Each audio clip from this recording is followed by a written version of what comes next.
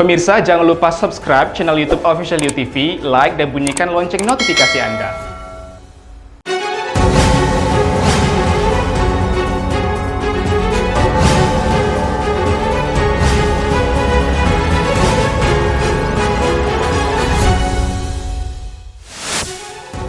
Tsunami setinggi 1,2 meter menerjang negara Pasifik Tonga Sabtu kemarin dan berdampak ke negara Amerika, Selandia Baru hingga Jepang. Pemerintah memperkirakan puncak penyebaran kasus COVID-19 varian Omicron di Indonesia pada pertengahan Februari atau awal Maret 2022. Pemerintah menempatkan fasilitas kesehatan seperti puskesmas dan fasilitas kesehatan pemerintah sebagai tempat vaksinasi dosis ketiga. Halo pemirsa, kita berjumpa dalam program YouNews. Program ini memberikan informasi bermakna kepada Anda mengenai sejumlah peristiwa menarik di tanah air. Bersama saya Yulia Dutari dan inilah YouNews lengkapnya. Tsunami setinggi 1,2 meter menerjang negara Pasifik Tonga Sabtu kemarin. Gelombang tsunami juga berdampak ke negara Amerika, Selandia Baru hingga Jepang. Belum diketahui laporan korban jiwa akibat tsunami tersebut. Hingga kini jaringan telepon dan internet alami kerusakan.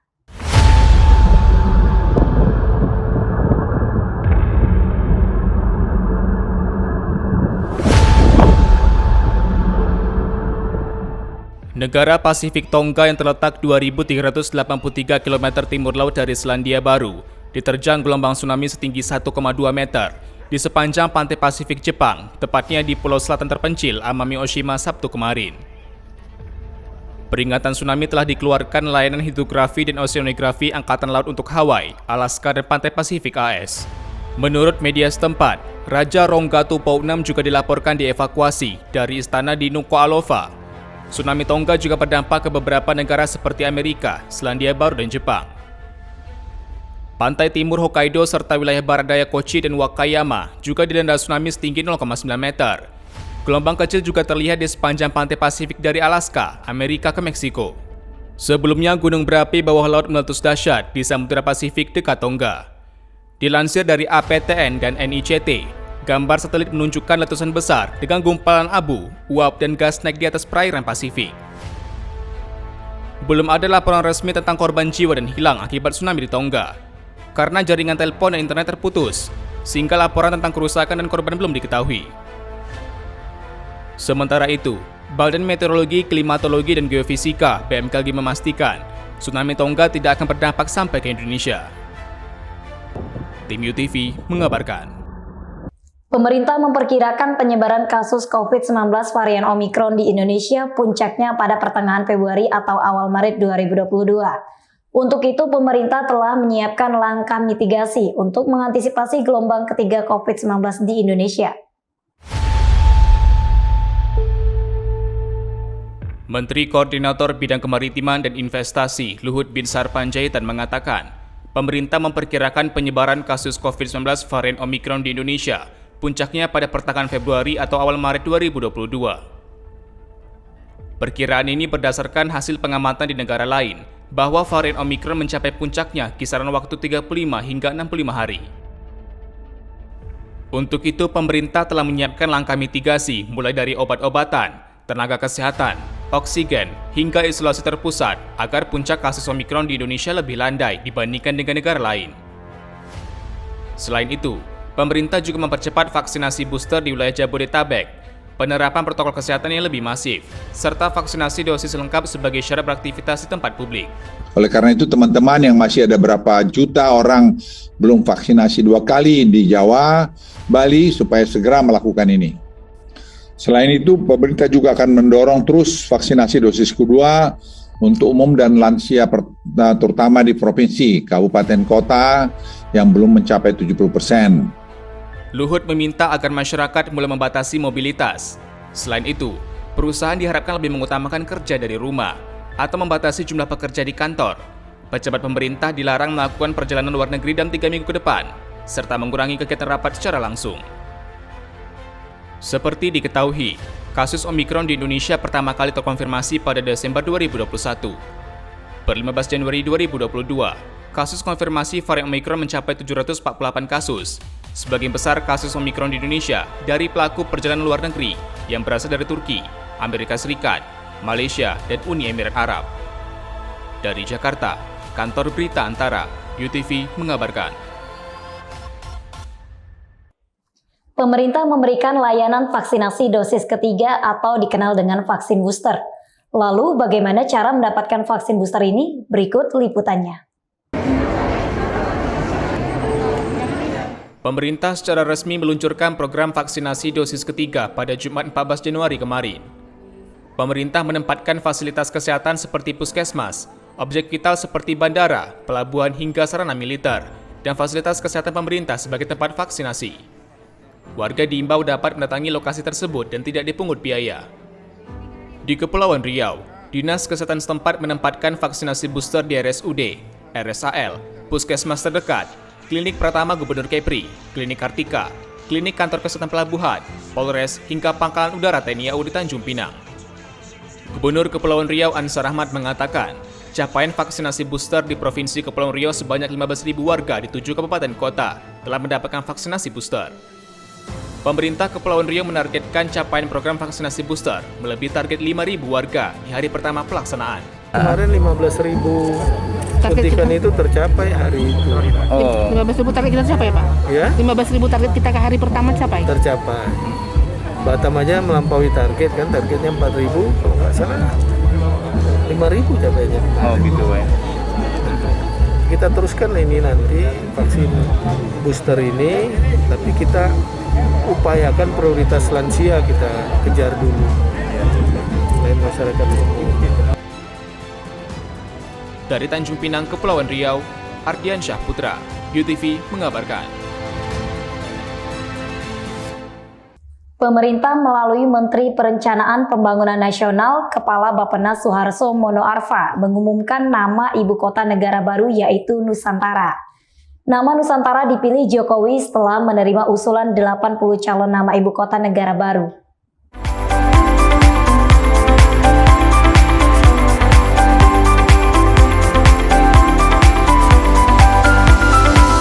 Menteri Perencanaan Pembangunan Nasional atau PPN, Kepala Bappenas Suharso Monoarfa, mengumumkan nama ibu kota negara baru di Pulau Kalimantan adalah Nusantara. Jokowi memilih nama Nusantara setelah menerima 80 calon nama ibu kota negara yang diusulkan para ahli. Sebelumnya, pemerintah telah meminta pendapat ahli sejarah dan ahli bahasa untuk memberikan masukan terkait nama calon ibu kota negara. Suharso menjelaskan, nama Nusantara dipilih karena telah dikenal oleh masyarakat sejak dulu sehingga menjadi ikon bagi Indonesia. Selain itu, nama Nusantara juga menggambarkan kenusantaraan atau keberagaman Republik Indonesia. Suharso mengaku, nama Nusantara telah ditentukan sejak lama namun belum diizinkan untuk dibuka ke publik.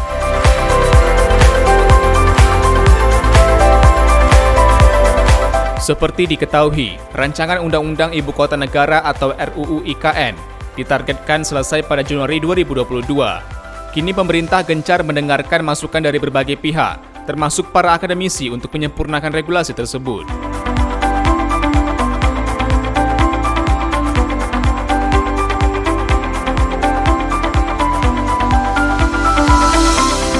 Tim UTV mengabarkan.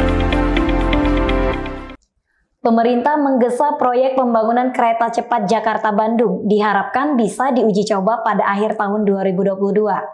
Hingga saat ini, proyek kereta cepat ini sudah mencapai 79,9% dan dipastikan mulai beroperasi pada Juni 2023. Presiden Joko Widodo meninjau pembangunan terowongan 2 proyek pembangunan kereta cepat Jakarta-Bandung (KCJB) di Kabupaten Purwakarta, Jawa Barat, Senin 17 Januari 2022. Menurut Presiden, pembangunan terowongan 2 proyek tersebut berjalan lambat dikarenakan faktor jenis tanah. Hal tersebut kemudian memerlukan kehati-hatian para pekerja. Harapan kita dengan selesainya kereta cepat Jakarta-Bandung ini akan mengurangi kemacetan baik yang ada di Jakarta maupun yang ada di Bandung, juga mempercepat mobilitas orang dan juga barang. Presiden menambahkan, Dengan adanya kereta cepat Jakarta-Bandung ini juga dapat meningkatkan daya saing bagi Indonesia. Pada kunjungan tersebut, Presiden didampingi Menko Maritim dan Investasi Luhut Binsar Panjaitan, Menteri PUPR Basuki Hadi Mulyono, Menteri Perhubungan Budi Karya Sumadi, dan Sekretaris Kabinet Pramono Anung. Dari Purwakarta, Jawa Barat, Kantor Berita Antara, UTV mengabarkan. Saudara, untuk pertama kalinya di Indonesia, polisi memfasilitasi para pembalap liar mengikuti balapan motor resmi di Jakarta. Sebanyak 350 pembalap liar mengikuti balapan motor street race Polda Metro Jaya di kawasan Taman Impian Jaya Ancol, Jakarta, Minggu 16 Januari kemarin. Ajang balap motor ini dibuka secara resmi Kapolda Metro Jaya, Irjen Fadil Imran. Balapan drag race di lintasan lurus panjang 500 meter ini diinisiasi Polda Metro Jaya untuk menampung talenta pembalap di ajang resmi, sekaligus sebagai upaya pembibitan untuk dapat melahirkan pembalap muda. Fadil mendorong agar jajaran Polres di bawah Polda Metro Jaya diminta untuk memfasilitasi para pembalap liar yang bertalenta, sehingga dapat menyalurkan bakatnya secara resmi dan aman. Jakarta saja sudah seperti ini, bagaimana dengan tempat yang lain? Mudah-mudahan ini bisa menjadi pemicu awal, sekaligus melahirkan pembalap-pembalap baru seperti Mario, yang tidak hanya di jalanan, mungkin mereka bisa di Moto3, Moto2, sampai kepada MotoGP. Kita sudah punya Mandalika, bulan Maret sudah mulai musim tahun 2022, mudah-mudahan ini terus bisa berkembang. Street race Polda Metro Jaya ini dibagi dalam beberapa kelas, yakni Matic 4 tak, Sport 2 tak, Sunmori Bebek 2 tak, Bebek 4 tak, Sport 4 tak, Vespa dan Freefall. Kegiatan ini mendapat apresiasi dari para peserta ajang balap motor ini. Peserta merasa mendapat wadah untuk berkompetisi dan mengasah bakat balap yang dimiliki secara resmi. Pembalap liar ini berharap ajang seperti ini dapat berkelanjutan digelar di kemudian hari. Melalui ajang balap motor ini, diharapkan dapat melahirkan bibit berbakat dalam balap motor di Indonesia, sehingga bisa berkompetisi dan berprestasi di ajang nasional maupun internasional.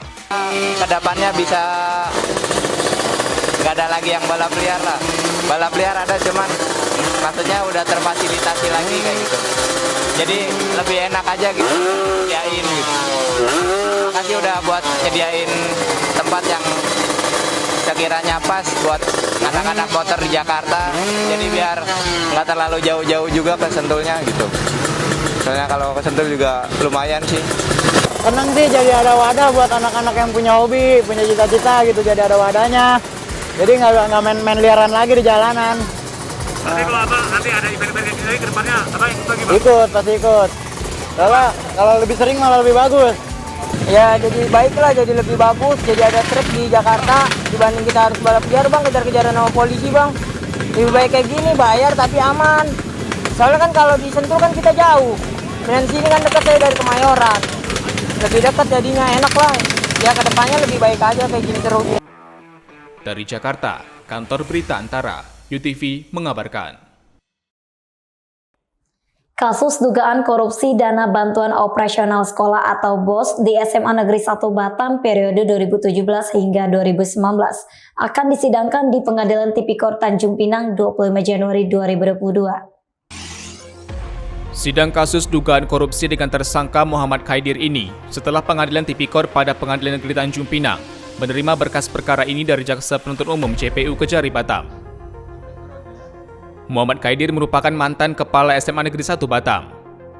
Humas Pengadilan Negeri Tanjung Pinang, Muhammad Sakral Ritonga, membenarkan pelimpahan berkas perkara kasus dugaan korupsi oleh JPU tersebut ke Pengadilan Tipikor Tanjung Pinang. Pelimpahan berkas perkara dilakukan pada 13 Januari 2022. Sakral Ritonga mengatakan, setelah berkas perkara diterima, Ketua Pengadilan Negeri langsung membentuk majelis hakim yang akan menyidangkan perkara ini. Demikian juga dengan jadwal pelaksanaan sidang kasus ini.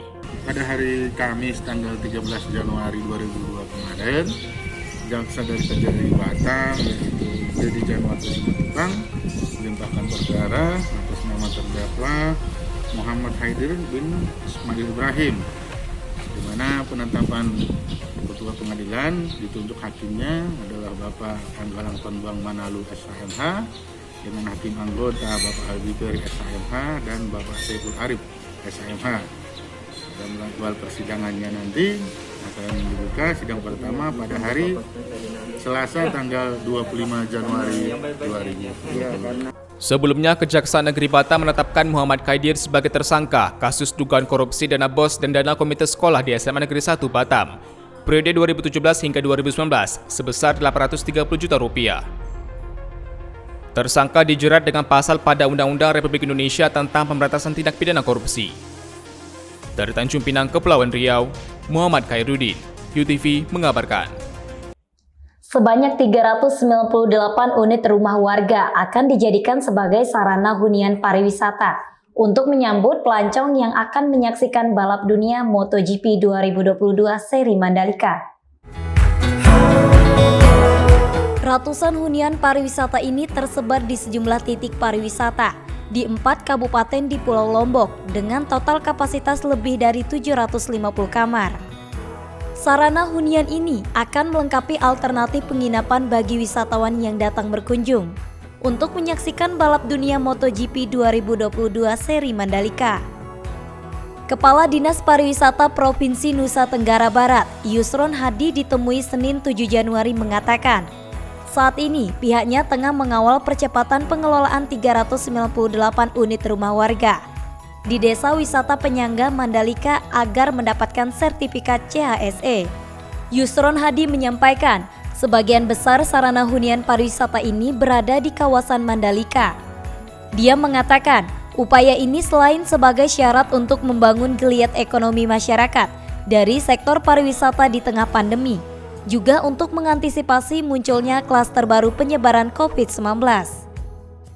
Dari Dinas Pariwisata Provinsi maupun Kabupaten, setelah dibangun sarananya oleh Kementerian PU, ya kita membantu fasilitasi CHSE-nya, kemudian penerapan peduli lindungi, ya, dan tentu saja penerapan prokes yang baik. Ini terus kita, dan juga dengan Kementerian Parikraf khususnya Kedeputian Sumber Daya Manusia. Selain itu, untuk membantu pemenuhan akomodasi saat gelaran MotoGP, Kementerian Pariwisata dan Ekonomi Kreatif melalui Dinas Pariwisata NTB juga menginisiasi pengelolaan jaringan hotel kapsul atau Bobox dan tenda-tenda penginapan yang berlokasi di kawasan terdekat di sirkuit Mandalika. Dari Lombok Tengah, Nusa Tenggara Barat, Kantor Berita Antara UTV mengabarkan. 3 warga di Natuna, Kepulauan Riau terkonfirmasi positif COVID-19. 1 dari 3 warga yang dinyatakan positif COVID-19 tersebut merupakan guru di salah satu PAUD di Kecamatan Bunguran Timur. Saat ini PAUD tersebut ditutup untuk sementara waktu. Sementara ketiga warga yang dinyatakan positif COVID-19 menjalani isolasi di Asrama Haji Natuna.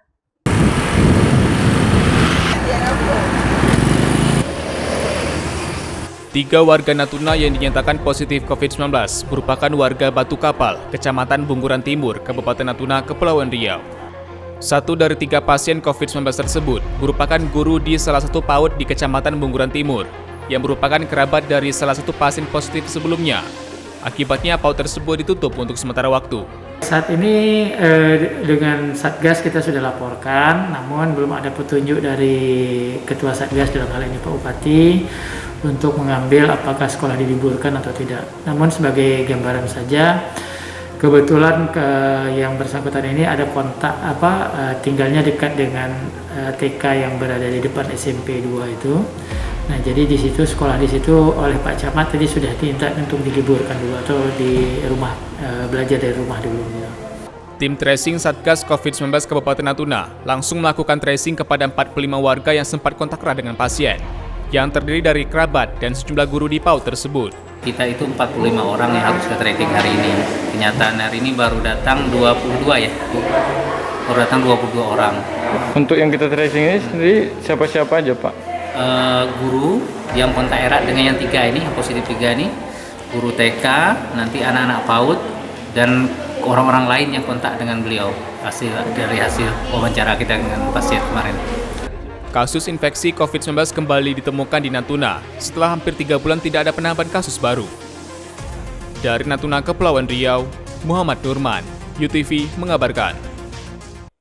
Dinas Pendidikan Provinsi Kepulauan Riau tengah membahas rencana pembelajaran tatap muka PTM kapasitas 100% di tingkat sekolah menengah atas SMA sederajat bagi daerah yang telah dinyatakan PPKM level 1. Dinas Pendidikan Provinsi Kepulauan Riau menyatakan tengah membahas rencana pemberlakuan pembelajaran tatap muka kapasitas kelas 100% bagi pelajar SMA dan SMK sederajat.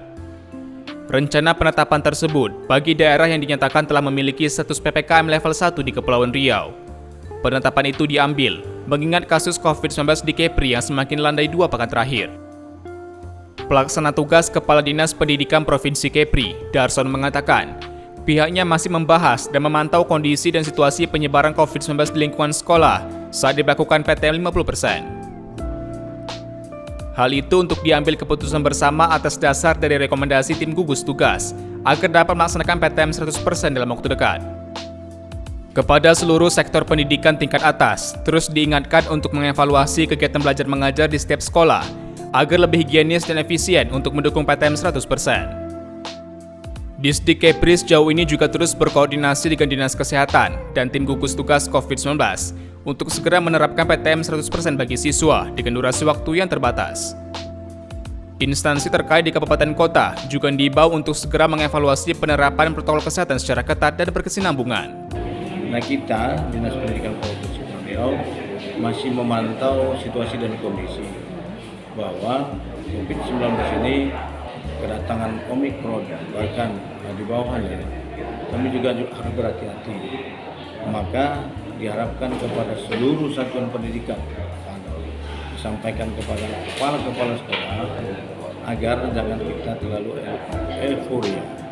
Kita berhati-hati dalam hal melaksanakan PTM 100%. Namun demikian, Dinas Pendidikan akan merancang itu, akan mengkaji ulang lagi terkait dengan PTM di tahun 2021, mudah-mudahan nanti ke depan dan seterusnya.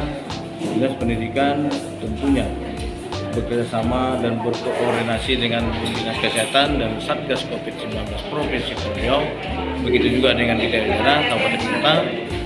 Dapatkah kita melaksanakan PTM 100% ini? Tentunya dengan melihat prokes persiapan dari satuan pendidikan itu.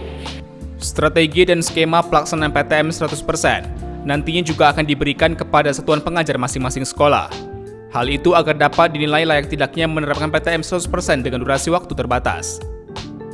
Disdik Kepri juga berharap bagi tenaga pendidik untuk tingkat SMA dan SMK agar terus meningkatkan protokol kesehatan dalam proses belajar mengajar. Dari Batam, Kepulauan Riau, Panca Nugraha, UTV mengabarkan. Dinas Kesehatan Kabupaten Bintan menyediakan 15 puskesmas sebagai tempat penyuntikan vaksin booster untuk masyarakat di Kabupaten Bintan. Dinas Kesehatan Kabupaten Bintan menyediakan 15 puskesmas sebagai tempat penyuntikan vaksin booster, serta klinik yang ada di Kabupaten Bintan. Selain itu, pihaknya juga bekerja sama dengan TNI Polri untuk memberikan pelayanan vaksinasi booster bagi masyarakat Bintan. Kepala Dinas Kesehatan Kabupaten Bintan, Dr. Gama Af Isnaini mengatakan, capaian vaksinasi booster di Kabupaten Bintan telah mencapai lebih dari 1.500 warga dan akan terus bertambah karena program vaksinasi booster masih berlangsung. Dirinya menjelaskan, bagi warga yang telah divaksinasi dosis kedua, dengan rentan waktu selama 6 bulan, silakan melakukan vaksinasi booster atau vaksinasi dosis ketiga. 15 puskesmas, plus nanti mungkin yang lain seperti Polri, ya, di BTKL sana, di tentara, di klinik Ernest, di klinik Yakespen kan juga ada. Ya. Terakhir Pak, diharapkan semua untuk mengikuti vaksinasi booster karena ya untuk ke depan kita kan tantangan makin besar, ada Omikron, ada yang lain untuk antisipasi itu dan 6 bulan kan kita titer yang lama. Antibodinya menurun, sehingga untuk meningkatkan lagi biar menjadi protektif atau biar kita menjadi kebal. Dr. Gama mengimbau bagi masyarakat yang memenuhi syarat penerima vaksin booster agar melakukan vaksinasi booster di puskesmas atau klinik terdekat agar kekebalan tubuh kembali meningkat dan terhindar dari efek berat jika terpapar virus COVID-19 varian Omikron. Dari Bintan, Kepulauan Riau, Andri Dwi Sasmito, UTV mengabarkan. Terima kasih telah menyaksikan informasi yang telah kami sajikan. Tetap saksikan unit selanjutnya. Salam sehat, sampai jumpa.